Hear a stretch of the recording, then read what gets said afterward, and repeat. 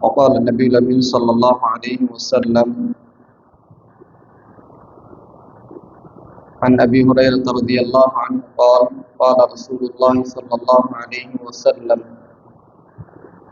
صنفان من أهل النار لم أرهما قوم معهم سيات كأذناب البقر يضربون بها الناس ونساء كاسيات عاريات مميلات مائلات رؤوسهن كأسنمة البخت المائلة لا يدخلن الجنة ولا يجدن ريحها وإن ريحها لا يوجد من مسيرة كذا وكذا رواه البخاري أو كما قال عليه الصلاة والسلام. وعن أبي موسى الأشعري رضي الله عنه أنه قال قال رسول الله صلى الله عليه وسلم إذا استعرت المرأة فمرت على القوم ليجدوا ريحها فهي زانية رواه الترمذي أو كما قال عليه الصلاة والسلام. আলহামদুলিল্লাহ, সমস্ত প্রশংসা গুণগান নিবেদন করছি আল্লাহ সুবহানাহু ওয়া তাআলার জন্য, যার অশেষ অনুগ্রহে আমরা জুমার সালাত আদায় করতে মসজিদে সমবেত হয়েছি। বলছি আলহামদুলিল্লাহ। অতঃপর দুরূদ ও সালাম বর্ষিত হোক প্রিয় নবী মুহাম্মদ সাল্লাল্লাহু আলাইহি ওয়াসাল্লামের প্রতি। প্রিয় উপস্থিতি, আমি কোরআন কারীমের সূরাতুল আহজাবের একটি আয়াত এবং সূরাতুন নূরের একটি আয়াত তেলাওয়াত করেছি। এই দুটি আয়াতকে সামনে রেখেই বর্তমান সময়ের একটা ভয়াবহ পাপ নিয়ে কথা বলার চেষ্টা করব ইনশাআল্লাহ। ওয়া মা তাওফীকি ইল্লা বিল্লাহ, আলাইহি তাওয়াক্কালতু ওয়া ইলাইহি উনীব। প্রিয় মুসল্লিবৃন্দ, আল্লাহ সুবহানাহু ওয়া তাআলা এই পৃথিবীতে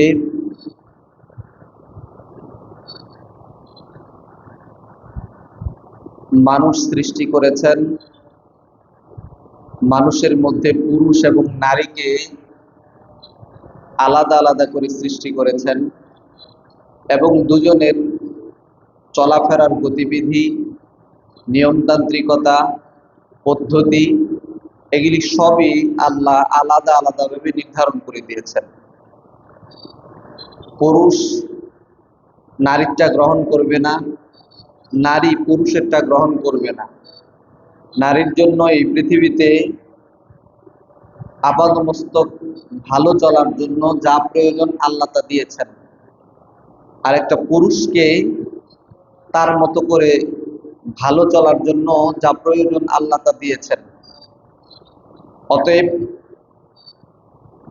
সৃষ্টির সূচনা লগ্ন থেকেই পুরুষ তার মতো করে চলবে, নারী তার মতো করে চলবে।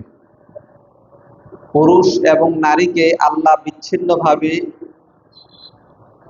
তার পথ ও পদ্ধতি আলাদা করে দিয়েছেন এবং এ ব্যাপারে ভয়াবহ সাবধানতা আল্লাহ দিয়েছেন যে কোনো পুরুষ যেন মেয়েদের বেশ ধারণ না করে, আর কোনো মেয়ে যেন পুরুষের বেশ ধারণ না করে।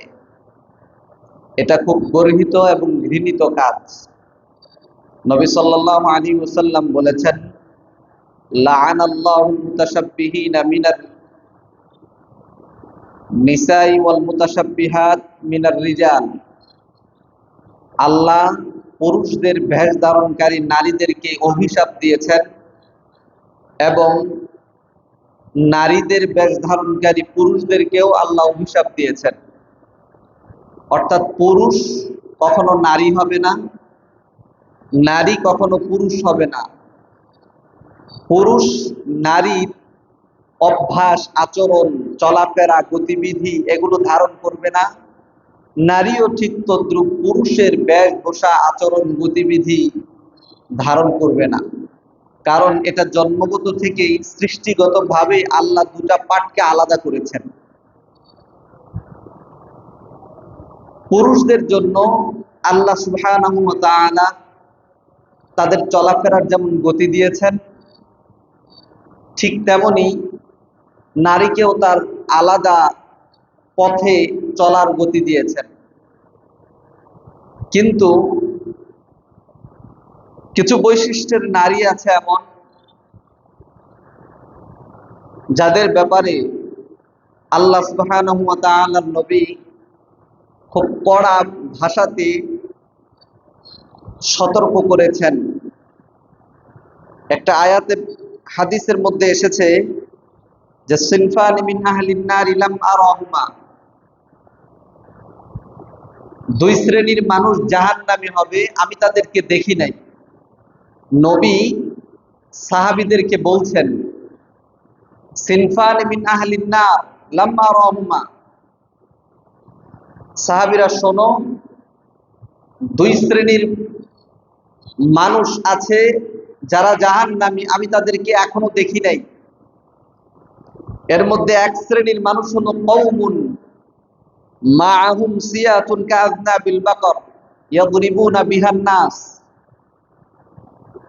এক শ্রেণীর সম্প্রদায় হবে, একটা গোষ্ঠী হবে, যাদের হাতে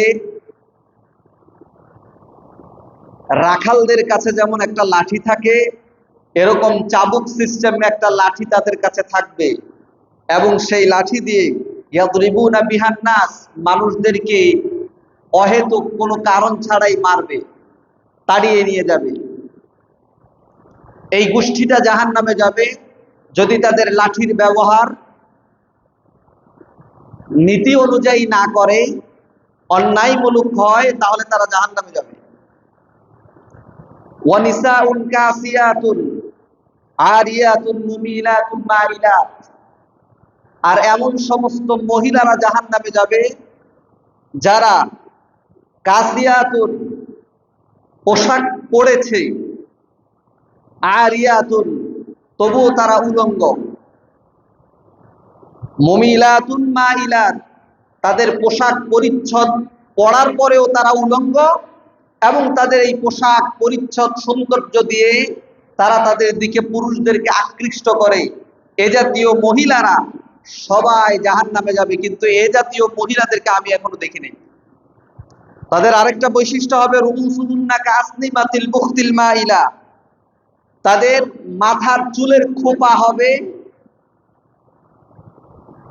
গরু বা উটের যে কুজ আছে, এই কুজ সদৃশ হবে তাদের মাথার চুলের খোপা। লা ইয়াদখুলনাল জান্নাহ, এই দুই শ্রেণীর মানুষ জান্নাতে প্রবেশ করবে না। ওয়ালা ইয়াজিদনা রিহাহা, তারা জান্নাতের গন্ধটাও পাবে না। ওয়া ইন্না রিহাহা লা ইউজাদু মিন মাসিরাতিন কাযা ওয়া কাযা, যদিও বা জান্নাতের গন্ধ দূর বহুদূর থেকে পাওয়া যাবে, কিন্তু এই দুই বৈশিষ্ট্যের মানুষ জান্নাতে তো যাবেই না, জান্নাতের দূর বহুদূর থেকে গন্ধ পাওয়া সত্ত্বেও তারা গন্ধও পাবে না। তাহলে এই অত্র হাদিস সহিহ মুসলিমে এসেছে, বুখারীতেও এসেছে। এই হাদিসটার মধ্যে এক শ্রেণীর মানুষের ব্যাপারে বলা হচ্ছে যে তাদের হাতে একটা লাঠি থাকবে, তারা মানুষদেরকে অহেতুক অত্যাচার নির্যাতন করবে। এই অংশের ব্যাখ্যা দিতে গিয়ে সমস্ত মুহাদ্দিসিনে কেরাম একটা বাহিনীর কথা বলেছেন, শুল্ক পুলিশ বাহিনী, একটা বাহিনী হবে এমন যাদের হাতে লাঠি থাকবে, তারা মানুষদের উপর বেধড়ক অত্যাচার করবে। যারা এই লাঠির ব্যবহার নীতিমালা অনুযায়ী না করবে, ন্যায় নীতি অনুসারে না করবে, তারা সবাই জাহান্নামে যাবে। তো আজকে আমি যে বিষয়টা নিয়ে কথা বলতে চাচ্ছি, এমন সব মহিলা যারা কাপড় পরা সত্ত্বেও উলঙ্গ, যারা তাদের এই উলঙ্গ বেশভূষা দিয়ে, তাদের সাজসজ্জা দিয়ে, যারা তাদের পুরুষদেরকে বা অন্যান্য অপরিচিত পুরুষদেরকে নিজেদের দিকে আকৃষ্ট করে, এমন সব মহিলা সকলেই জাহান্নামে যাবে। এবং তাদের আরেকটা বৈশিষ্ট্য হবে, তাদের মাথার চুলের খোপা থাকবে ওটের কুজ বিশিষ্ট, ওটের কুজের মতো তাদের খোপাগুলো মাথাতে উঁচু হয়ে থাকবে। দেখবেন আমাদের সমাজের মহিলারা মাথায় চুলের খোপা বাঁধে, দেখতে যেন মনে হয় ওই গরুর বা ওটের কুজের মতো। এটা হারাম, এইভাবে খোপা বাঁধা হারাম। হাদিসে এসছে মানুষ যদি মরে যায় তাহলে তাকে তিনটা পাঁচটা করে বেনি বেঁধে দাও মাথা, আপনি বেনি করে রাখতে পারেন, অথবা চুল খোলা রাখতে পারেন, কিন্তু কোনোভাবেই খোপা বাঁধার সুযোগ নাই। এই শ্রেণীর মহিলারা জাহান্নামে যাবে, জান্নাতে কখনো যেতে পারবে না এবং জান্নাতের গন্ধটাও তারা পাবে না। এ জাতীয় বিষয় থেকেই নবী সাল্লাল্লাহু আলাইহি ওয়াসাল্লাম তার সস্ত্রীক যারা নবীর স্ত্রী ছিলেন, নবীর স্ত্রীদের ব্যাপারে আল্লাহ সুবহানাহু ওয়া তাআলা আয়াত নাযিল করে দিলেন, ওয়াকারনা ফি বুয়ুতিকুন্না, তোমরা তোমাদের ঘরে থাকো, ওয়ালা তাবাররাজনা তাবাররুজাল জাহিলিয়াতিল উলা, তোমরা প্রাথমিক যুগের জাহিলিয়াতের অসভ্য মানুষরা বর্বর মানুষের আচরণের মতো, বর্বর মানুষের সাজ সজ্জা গ্রহণ করে চিত্তাকর্ষক চেহারা বানিয়ে তুমি রাস্তা দিয়ে চলাফেরা করো না, বাড়ির বাইরে যেও না। অত্র আয়াতে নারীদের জন্য একটা আল্লাহর পক্ষ থেকে দুটি নীতিমালা প্রণয়ন করা হলো। একটা নীতিমালা হলো তুমি তোমার ঘরে থাকো। দুই, প্রাথমিক জাহিলিয়াতের বর্বর যুগের মানুষের সাজসজ্জার মতো ডিজাইন করে মুখটাকে তুমি বাইরে যেও না। নবী সাল্লাল্লাহু আলাইহি ওয়াসাল্লাম একটা হাদিসে বলেছেন যে ইদাস্তাআতারাত আল মারআ ফামাররাত আলাল কওম, কোন মহিলা যদি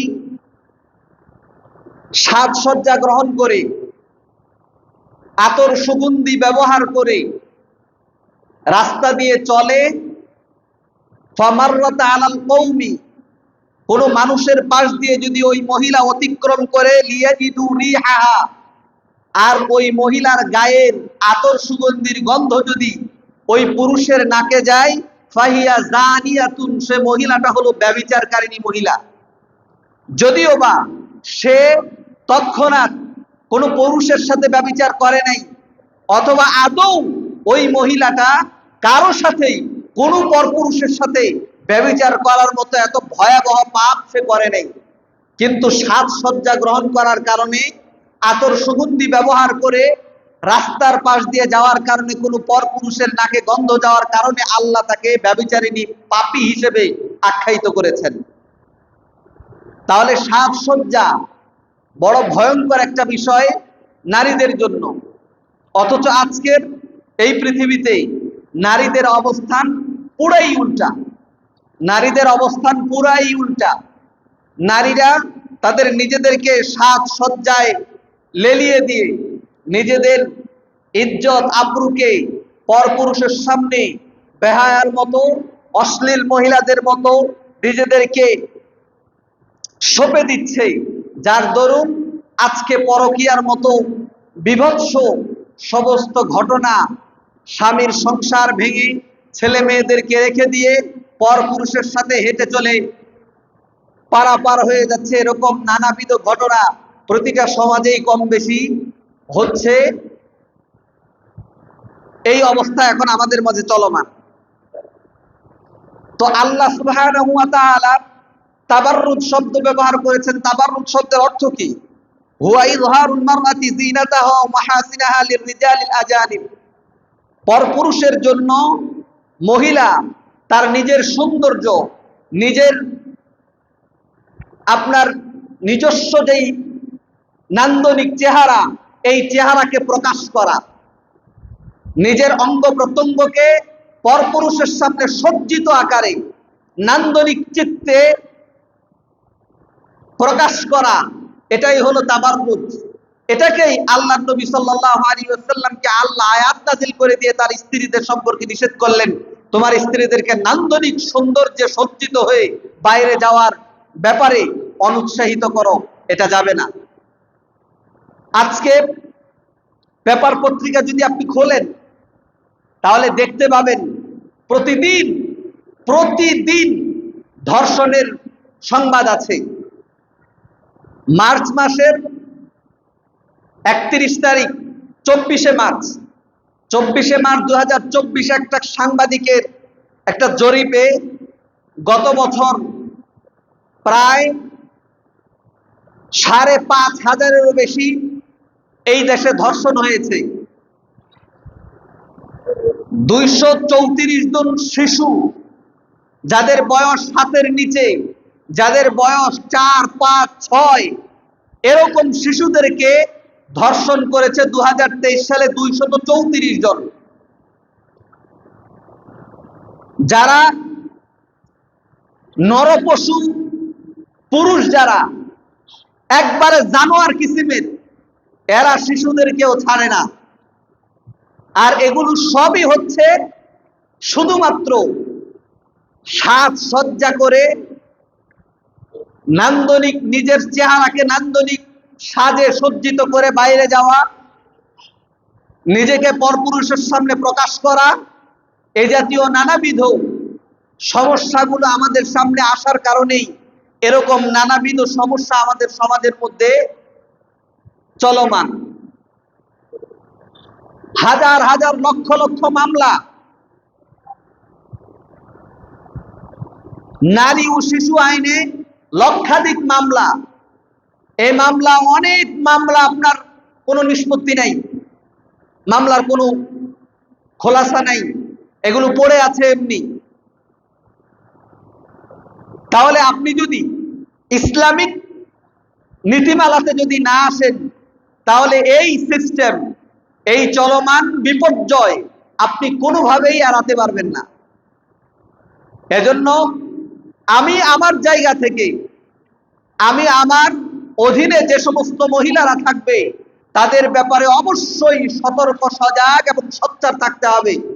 আমার অধীনে যারা থাকে তারা যেন অবশ্যই সজ্জিত হয়ে বাইরে না যায়, এমনকি তারা যেন নিজেরাও ওই রকম কোনো সজ্জিত অবস্থাতে যেতে না পারে যে সাজসজ্জার কারণে অহেতুক এটা টাকা অপচয়।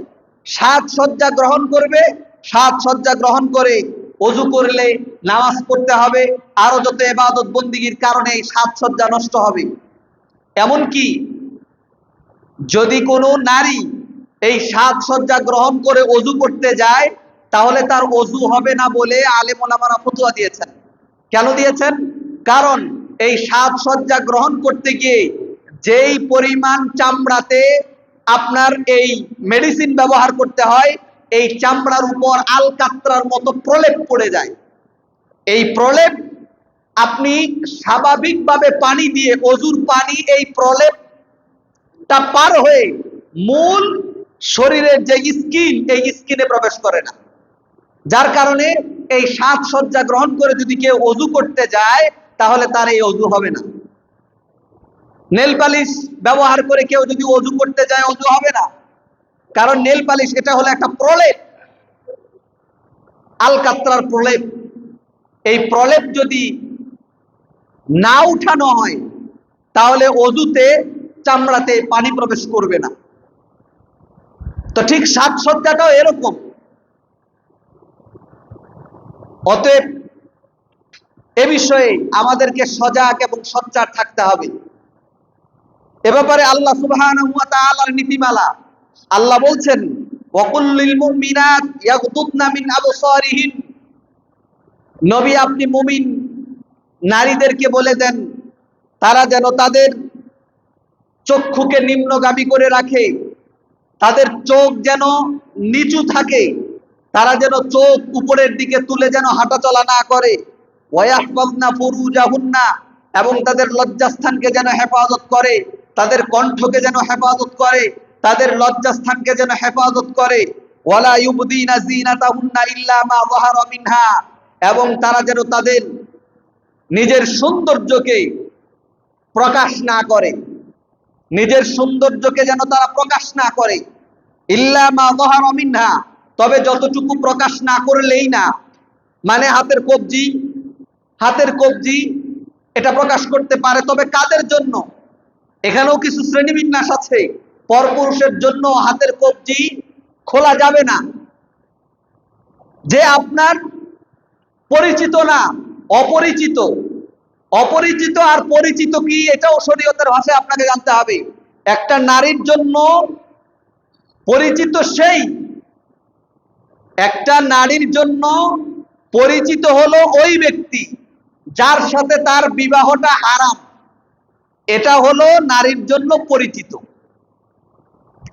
আর যাদের সাথে একটা মেয়ের বিবাহ হালাল, এরা সবাই অপরিচিত, যদিও তার চাচাতো ভাই হয়। এরা সবাই পরপুরুষ। এরা হলো আর-রাজুলুল আজানিব, এরা সবাই পরপুরুষ। মামাতো ভাই পরপুরুষ, খালাতো ভাই পরপুরুষ, ফুফাতো ভাই পরপুরুষ, আপন চাচাতো ভাই পরপুরুষ, চাচাতো ভাই পরপুরুষ।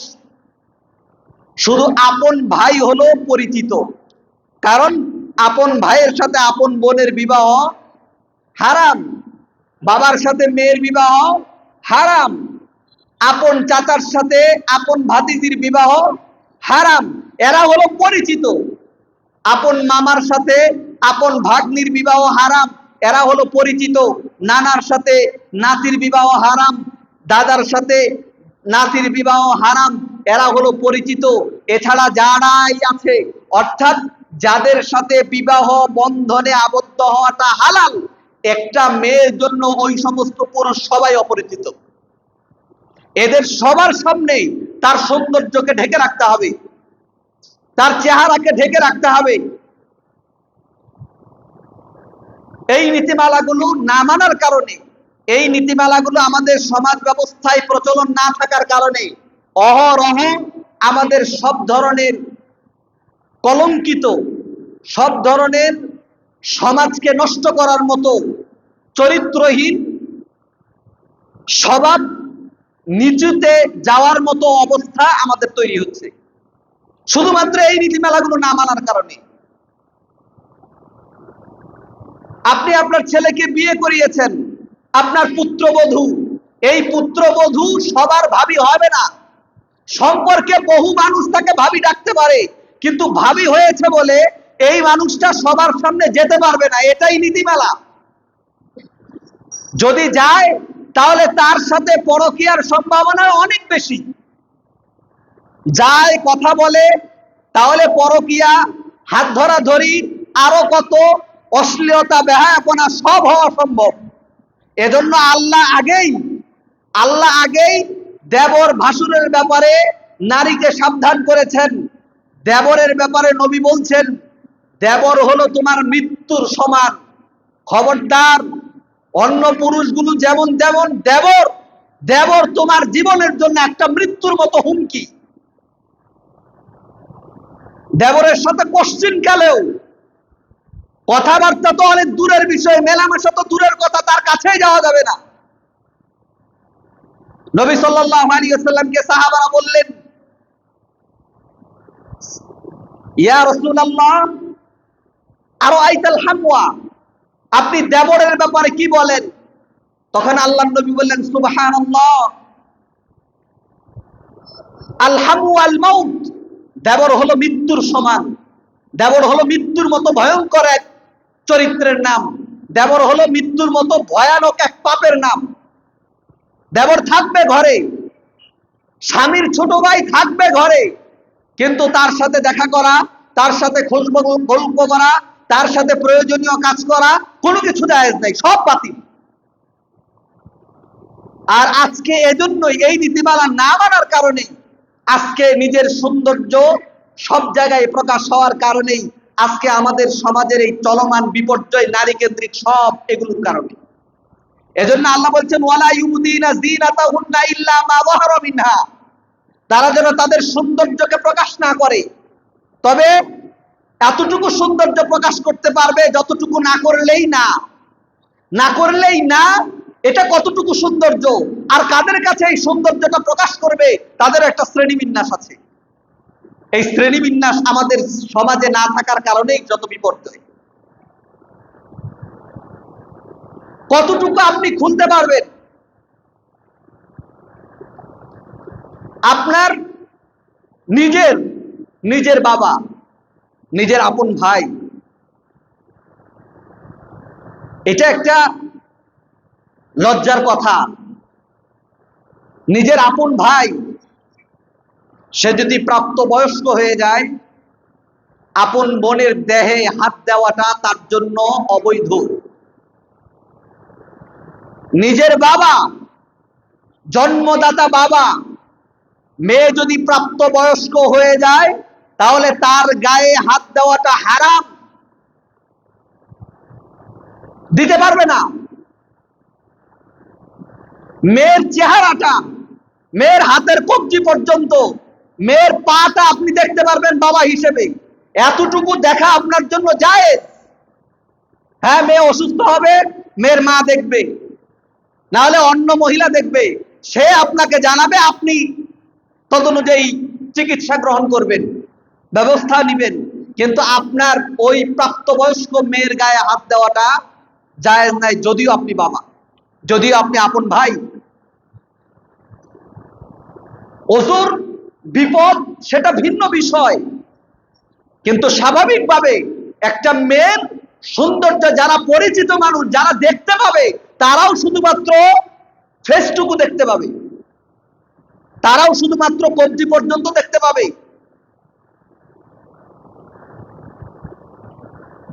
শুধু একটা মেয়ের জন্য তার সমস্ত সৌন্দর্য দেখার একমাত্র হকদার তার স্বামী। স্বামী ছাড়া, স্বামী ভিন্ন আর কেউ তার আপাতমস্তক সৌন্দর্য দেখার মতো অধিকার কেউ রাখে না। আর যাদের ব্যাপারে কোরআন বলছে যে তাদের কাছে সৌন্দর্য প্রকাশ করা যাবে, সেই সৌন্দর্যটুকুর পরিমাণ হলো আপনি চেহারাটা দেখতে পাবেন, আপনি হাতের কবজি পর্যন্ত দেখতে পাবেন। মানে যতটুকু খুলে রাখলে সাধারণ কাজকর্ম করতে পারে, মানুষ স্বাধীনভাবে তার ঘরের ভিতরে চলতে পারবে, এতটুকু আপনি দেখতে পাবেন, অন্য আর কিছু না। যদিও আপনি পরিচিত, যদিও আপনি তার বাবা, যদিও আপনি তার ভাই, আপন ভাই। আর অপরিচিত লোক যারা, সবার সাথেই পর্দা মেনটেন করে চলতে হবে এবং তার সৌন্দর্য তার নিজের মধ্যে ঢেকে রাখতে হবে, তবেই এই চলমান বিপর্যয় থেকে এখন রেহাই পাওয়া সম্ভব। গত বছরের একটা জরিপ বলছি, গুগল থেকে পাওয়া জরিপটা, কিছু সাংবাদিক এই জরিপটা চালিয়েছে এবং ইদানিং ফেসবুক যারা দেখেন তারা হয়তোবা লক্ষ্য করলে বুঝবেন, বলছে প্রজন্মের মা ধ্বংস হওয়ার পথে। এটা হলো শিরোনাম, প্রজন্মের মা ধ্বংস হওয়ার পথে। তার মানে হলো আগামী প্রজন্মে যে সমস্ত মেয়েরা মা হবে, এ সমস্ত মেয়েগুলো বর্তমান সময়ে 85% মেয়ে জেনার সাথে জড়িত এবং হাই এডুকেটেড মেয়ে যারা, একবার উচ্চ শিক্ষিত, ইউনিভার্সিটি লেভেলের যারা, কলেজ লেভেলের যারা, ঢাকাতে বড় বড় প্রতিষ্ঠিত কলেজে যারা ভর্তি আছে, লেখাপড়া করে, ইল্লা মাশাআল্লাহ ভালো থাকতে পারে, এদের 85% মেয়ে জেনার সাথে জড়িত, পরপুরুষের সাথে রাত কাটানোর মতো অশ্লীলতার সাথে তারা জড়িত। সেদিন ফেসবুকে আপনার কোন এক বিশ্ববিদ্যালয়ের এক ছেলে পোস্ট করেছে, এটা আমি পড়লাম পুরাটা, পরে সেখানে দেখলাম সে পার্ট টাইম একটা 5 তলা বিশিষ্ট হোটেলের ম্যানেজার। সে বলছে 5 তলা বিশিষ্ট এই হোটেলের একটা রুমও রাত্রেবেলা খালি থাকে না, সব একটা ছেলে একটা মেয়ে আসছে, রাতে 1500 থেকে 5000 টাকা পর্যন্ত এই রুম ভাড়া আছে, সব রুমই বুকিং। মেয়েদের অবয়ব, মেয়েদের কথাবার্তা, চালচলন দেখে মনে হয় সবাই কলেজ বিশ্ববিদ্যালয়ে পড়ুয়া, একবারে খুব উচ্চ শিক্ষিত মেয়ে। তো এরা যদি প্রতি রাত অথবা কোনো একটা রাত এভাবে পরপুরুষের সাথে কাটায়, তাদের পেটটা নষ্ট হয়ে গেছে। এই নষ্ট পেটে আগামী প্রজন্মের সুন্দর ভবিষ্যৎ সফল কোন সন্তান ওই নষ্ট পেটে আসবে।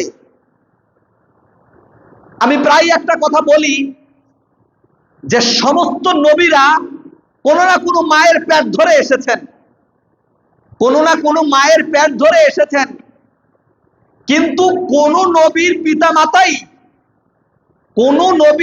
মাতাই কয়েকজন নবী ছাড়া সব নবীর পিতা মাতাই আপনার বিধর্মী ছিল। আমাদের নবীর পিতা মাতাও হাদিসে স্পষ্ট এসেছে তারা জাহান্নামী, কারণ তাদের ধর্ম আলাদা ছিল। তদানীন্তন সময়ে যে ধর্মটা পালন করা হতো সে ধর্মটাও তারা মানতেন না। ইব্রাহিম আলাইহিস সালাতু ওয়াস সালামের মায়া বাবা তারা পৌত্তলিক ছিল, হিন্দু ছিল, কিন্তু আপনি একটা জিনিস খেয়াল করেন, মা হিন্দু ছিল, মা বিধর্মী ছিল, মা আল্লাহর বিধান মানত না, এটা ঠিক, কিন্তু তাদের পেট চরিত্রহীনা ছিল না। চরিত্রহীনা না থাকার কারণে কুরাইশ বংশের আমেনার ঘরেই নবী মুহাম্মদ সাল্লাল্লাহু আলাইহি ওয়াসাল্লামের জন্ম হয়েছিল। এই নবী মুহাম্মদ সাল্লাল্লাহু আলাইহি ওয়াসাল্লামকে সেই জন্ম হওয়ার পর থেকে নিয়ে আজও পর্যন্ত হাজারো নাস্তিক, হাজারো ইসলাম বিদ্বেষী, হাজারো কোরআন বিদ্বেষী লোকজন নবী মুহাম্মদ সাল্লাল্লাহু আলাইহি ওয়াসাল্লামের জন্মসূত্র নিয়ে অনেক অপবাদ দেওয়ার চেষ্টা করেছে, কিন্তু যত অপবাদ যত দিক থেকেই দেওয়ার চেষ্টা করেছে, কিন্তু কোন বিদ্বেষী এই মর্মে একটা অপবাদ দিতে পারে নাই যে নবী মুহাম্মদের মা চরিত্রহীনা ছিল। এই অপবাদ আজ পর্যন্ত কেউ দেয়নি।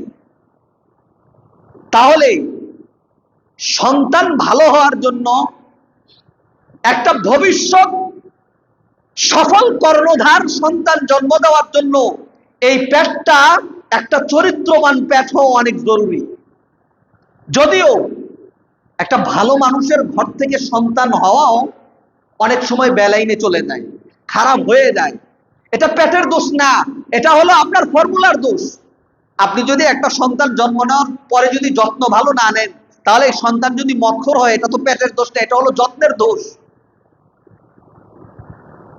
আপনি যদি ঠিকঠাক কারিকুলাম যদি না দেন, ভালো যদি যত্ন তাকে না দেন, তার যদি লেখাপড়া ভালো না দেন, তার যদি পরিবেশগত অবস্থান যদি আপনি ঠিক না করে দেন, সন্তান জন্ম দিলেই তো হবে না, কর্মটাও তো ঠিক করতে হবে।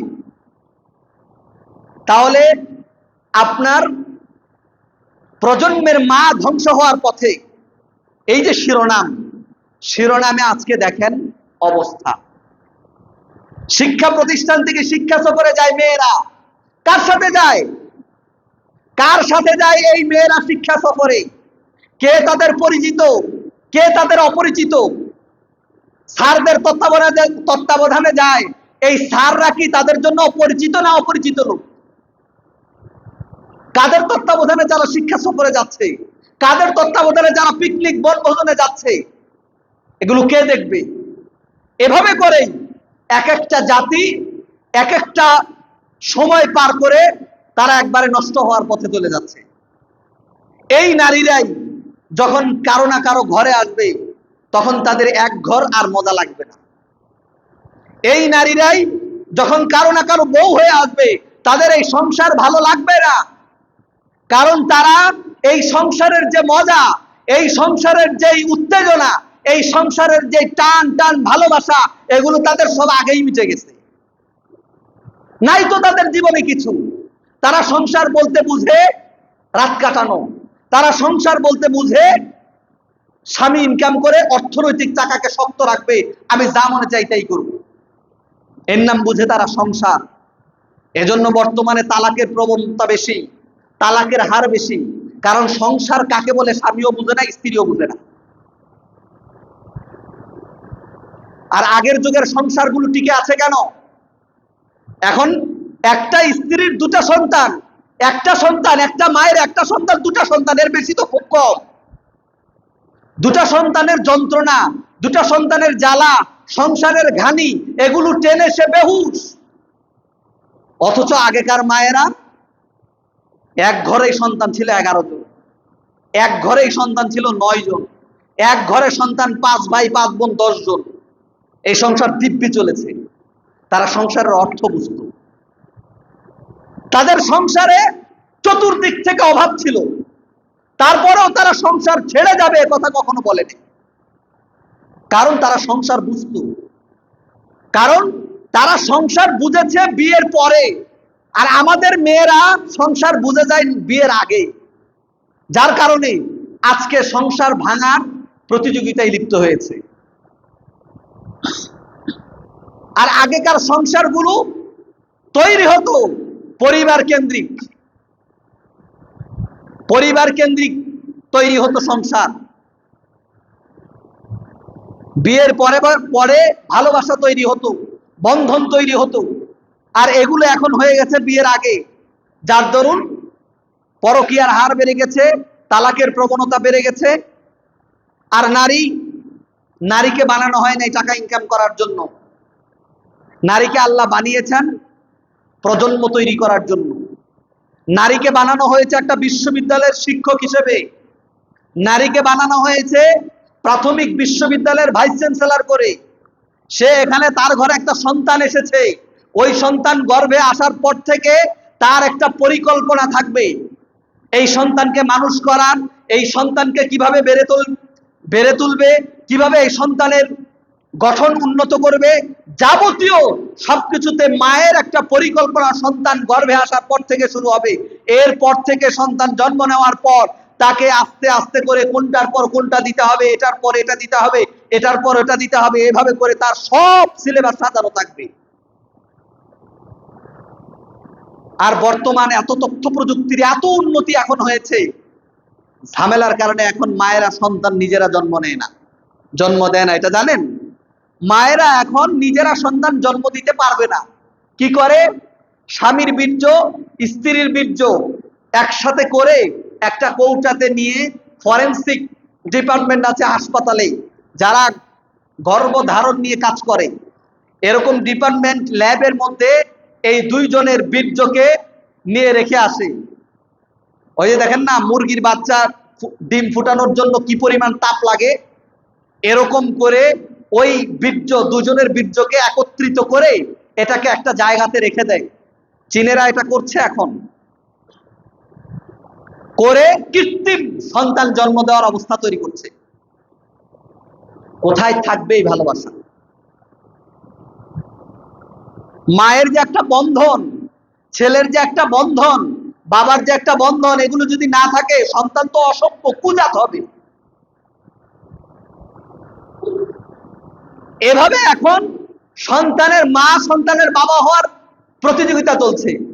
সেই যুগে আমরাও যদি এখন ওই অসভ্য জাতির মতো চলতে থাকি, তাহলে আমরা এমনিতেই শেষ, এমনিতেই শেষ হয়ে যাব। আমাদের মেয়ে, আমাদের নারী, আমাদের অধীনে থাকা এই মহিলাদেরকে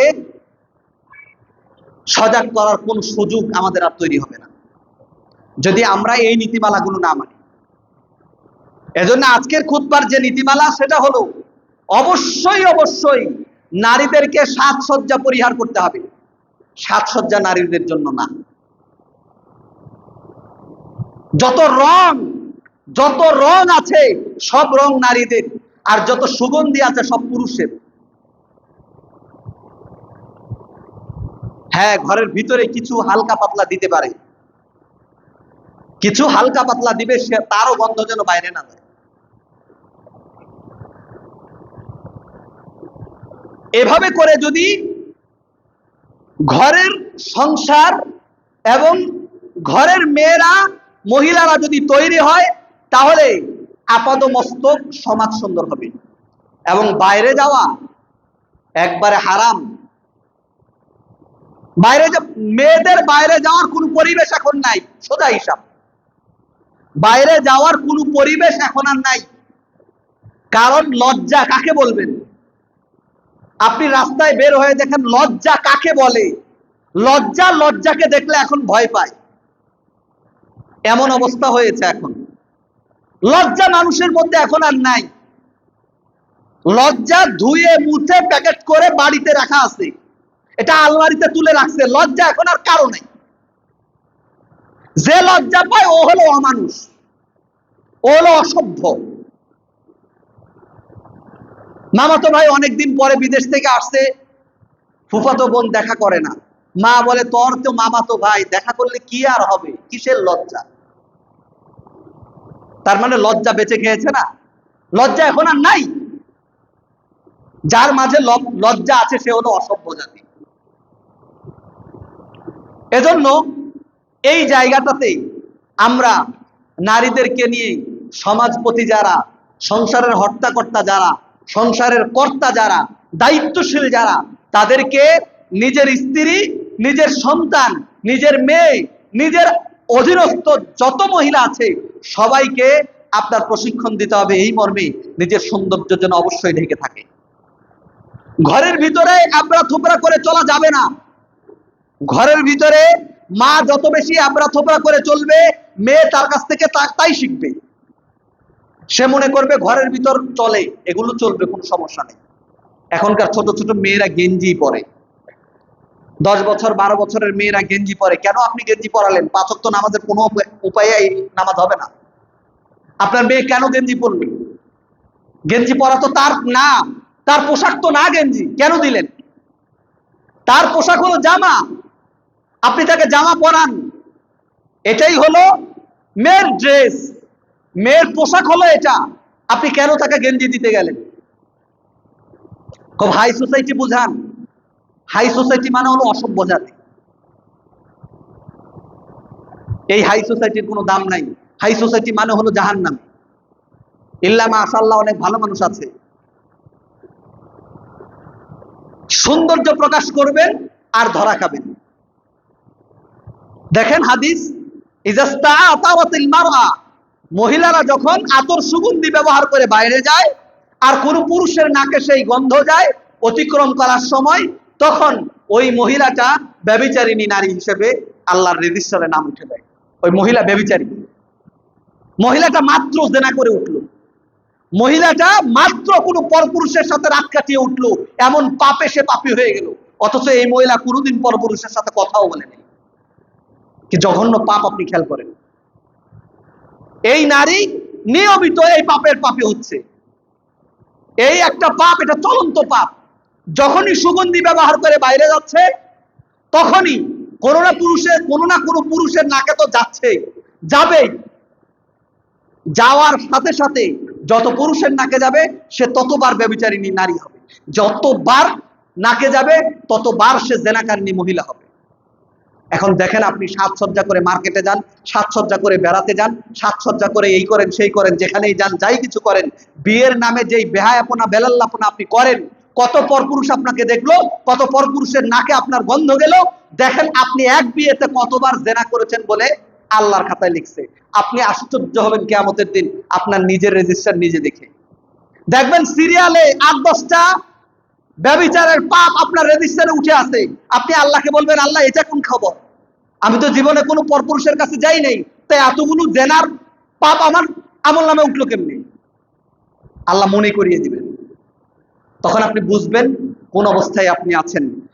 এরপরও আরেকটা হাদিস, যেটা এর আগে অনেকবার বলেছি আমি, যে আবু হুরায়রা রাদিয়াল্লাহু আনহু হাদিস, কোন মহিলা গন্ধ যদি কোন পুরুষের নাকে যায়, তাহলে এই মহিলা ততক্ষণ পবিত্রই হবে না যতক্ষণ পর্যন্ত ফরজ গোসলের মতো গোসল করে যতক্ষণ পবিত্র না হবে। ফরজ গোসলের মতো গোসল করলে তবেই সে পবিত্র হবে, না হলে পবিত্র হবে না।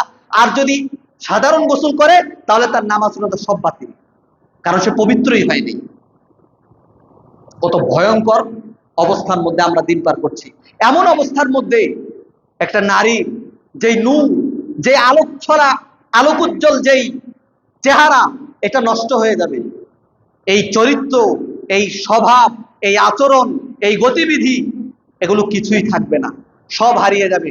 তখন এই নারীটা আছে উপর থেকে একটা দেহ, ভিতরে আল্লাহ প্রদত্ত কোনো রুহানিয়াত থাকবে না, আধ্যাত্মিকতা থাকবে না, আত্মিক শান্তির সুখের যে বার্তা, এগুলো কিছুই থাকবে না, সব হারিয়ে যাবে। এজন্য আসুন আমরা চেষ্টা করি, আমাদের মেয়েদেরকে চেষ্টা করি একটু ওইভাবে প্রশিক্ষণ দিয়ে তোলার, যাতে করে তারা নিজেদের চরিত্রটাকে ধরে রাখতে পারে। এখন বর্তমান সময় চরিত্রকে ধরে রাখা, নিজের জীবনটাকে ঈমানের হালতে ধরে রাখা পৃথিবীর সবচাইতে কঠিন কাজ। আল্লাহর নবী বলেছেন, আল কাবিদু আলা দীনিহি কাল কাবিদি আলাল জামর। একটা জ্বলন্ত অঙ্গারের উপর নিজের দাঁড়িয়ে থাকাটা যতটা কষ্টের, তার চাইতে বহুগুণে কষ্ট নিজের দ্বীনের উপর টিকে থাকাটা, নিজের ঈমানের উপর টিকে থাকাটা, নিজের পাপ পরিহার করে নেকির উপর টিকে থাকাটা, শুধু 5 ওয়াক্ত সালাতের উপর টিকে থাকাটা, এটা জ্বলন্ত অঙ্গারের উপর দাঁড়িয়ে থাকার চেয়ে কঠিন। এমন একটা যুগে, এমন একটা পরিবেশে আমরা চলছি আস্তে আস্তে করে। এই সময় যদি আমরা আমাদের জায়গা থেকে আমাদের অধীনস্থদেরকে যদি ঠিক করতে না পারি, তাহলে আমাদের জন্য অবশ্যই অবশ্যই সামনে সমূহ বিপদ দাঁড়িয়ে আছে। এজন্য আসুন আমরা আল্লাহর কাছে দোয়া চাই, আল্লাহ যেন আমাদেরকে এই ধরনের পাপ থেকে হেফাজত করেন। এই পাপটা হলো একটা সামাজিক পাপ। জেনা ব্যভিচারের পাপ সামাজিক পাপ। পরপুরুষ পরনারীর সাথে ধরা পড়েছে, বেঁধে রেখেছে, আপনি গিয়ে ছুটিয়ে আনলেন, এর চেয়ে অপমান, এর চাইতে অসম্মান, এর চাইতে সামাজিক অবস্থান নিচে চলে যাওয়া আর কিচ্ছু নাই। আপনি নামাজ পড়ে কি করবেন? আপনি দান খয়রাত করে কি করবেন? সম্মান কুড়াতে অনেক সময় লাগে, যেতে কোনো সময় লাগে না। আপনি চরিত্রহীন হলে কারো কিছু আসে যায় না, সমাজ যেভাবে আছে ওভাবেই চলবে। কিন্তু আপনি চরিত্রহীন, এই লেভেল আপনার হয়ে গেছে। এখানে আবার আরেক শ্রেণীর মানুষ আছে, এখানে আরেক শ্রেণীর মানুষ আছে যারা নিজেরা পাপ করে না, কিন্তু যে পাপ করেছে তার দুষ্ত্রুটি বর্ণনা করতে এত কটু, এই দুষ্ত্রুটি বর্ণনা করতে করতে গিয়ে ওই জেনাকারীর পাপ করে সে যতটুকু পাপী হয়েছে এর চাইতে আরো বড় পাপী ও সমালোচনা করে দিয়ে আছে। এর একটা জ্বলন্ত হাদিস আপনাকে আমি দেই। আব্দুল্লাহ ইবনে মাসউদ রাদিয়াল্লাহু আনহু থেকে একটা হাদিস এসেছে, একটা মহিলা, জুহাইনা গোত্রের একটা মহিলা জেনা করেছে বিবাহিত অবস্থায়।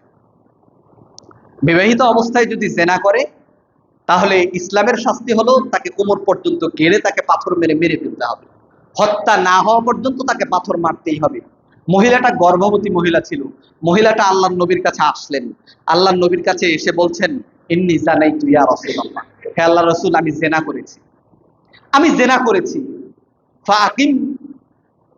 ফাকিমনি আলাইয়াল হাদ, আমার উপর আপনি হদ কায়েম করেন। তখন আল্লাহর নবী মহিলা থেকে মুখ ফিরিয়ে নিলেন। হাদিসটা খেয়াল করেন, মুখ ফিরিয়ে নিলেন।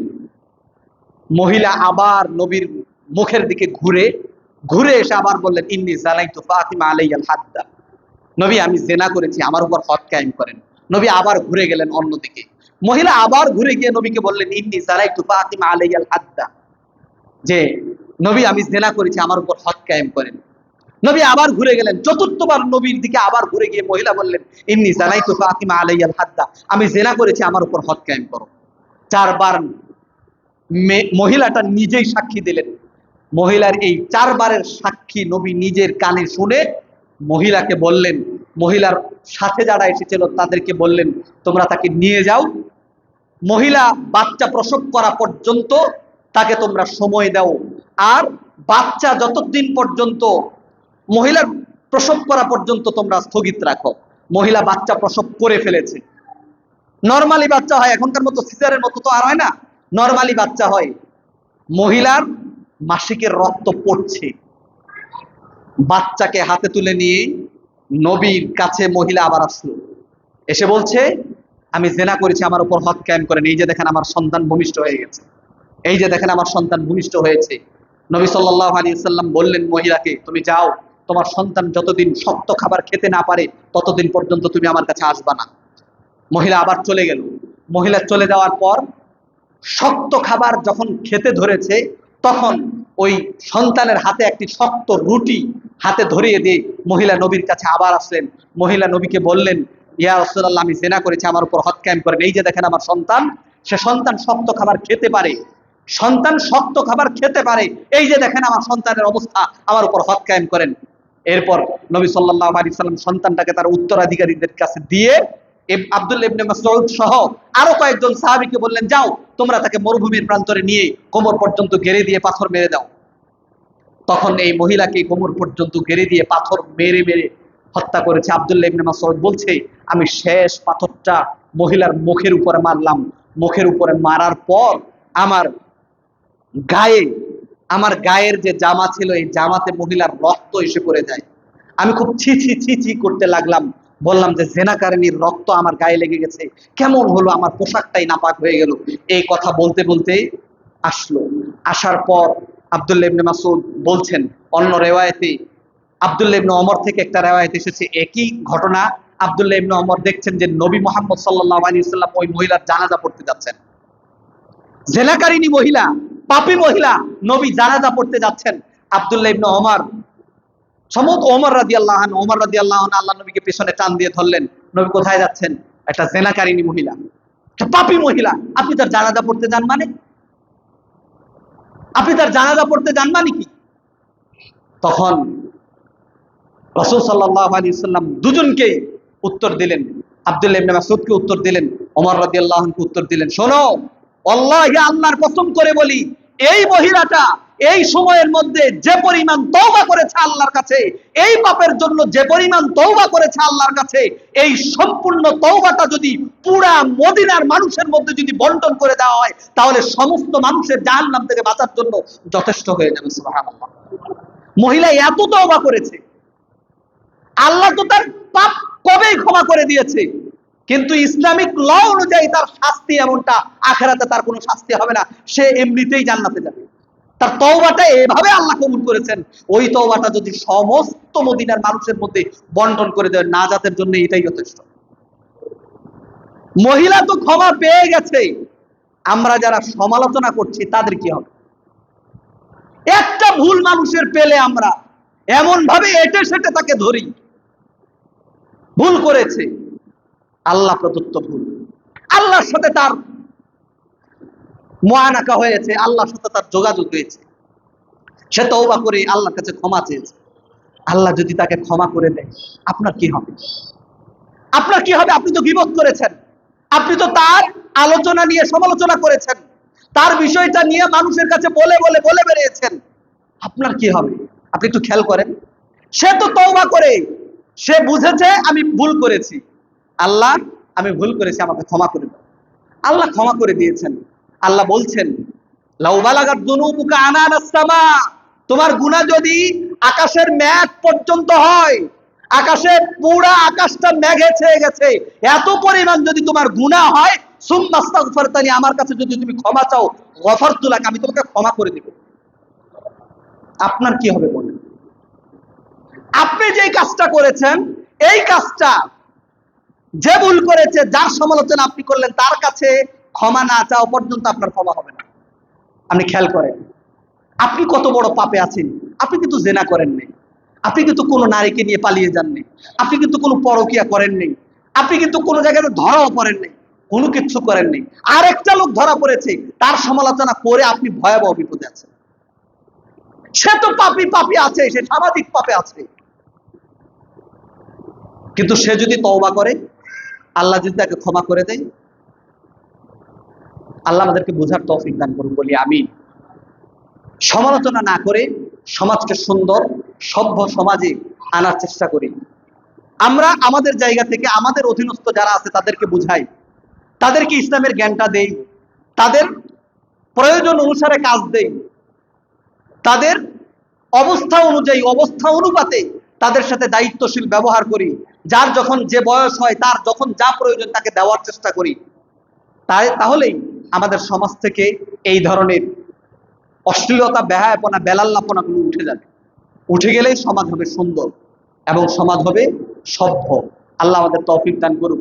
এই ফিতনা বিপর্যস্ত এই পৃথিবীতে আমরা যেন আমাদের ঈমান এবং আমলে সলেহ, সৎ আমলগুলো নিয়ে বেঁচে থাকতে পারি। আল্লাহ আমাদের তৌফিক দান করুক, বলি আমিন।